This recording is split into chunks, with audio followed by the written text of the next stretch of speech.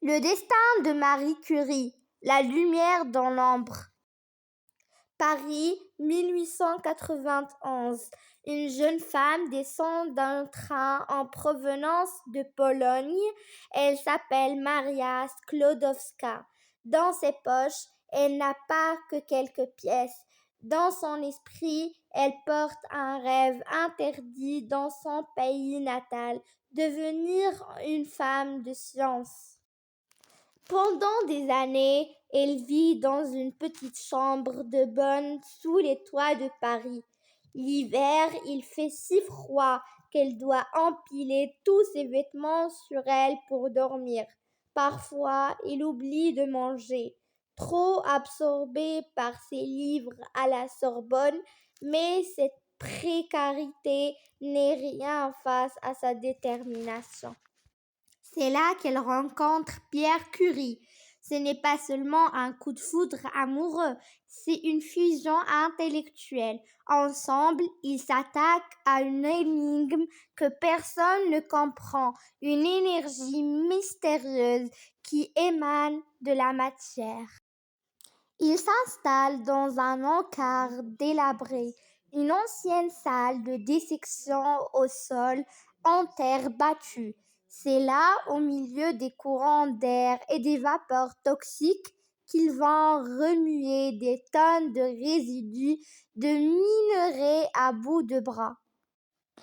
Leurs mains brûlent, leur corps s'épuise, mais ils ne lâchent rien. En 1898, l'invisible finit par céder. Ils découvrent le polonium et le radium. Le monde est sous le choc.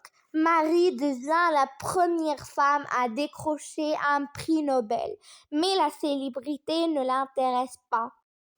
Même après la mort tragique de Pierre dans un accident de calèche, elle continue seule, elle décroche un second Nobel, devenant la seule personne au monde à en posséder deux dans deux disciplines différentes. Pourtant, son plus grand acte de bravoure ne se passe pas dans un laboratoire, mais sur les champs de bataille de la Première Guerre mondiale. Voyant les soldats mourir, faute de diagnostic, elle crée les petites Curie, des voitures équipées d'appareils de radiologie. Elle apprend à conduire, brave les obus et va sur le front pour localiser les éclats de métal dans le corps des blessés. Elle sauve ainsi plus d'1 million de vies.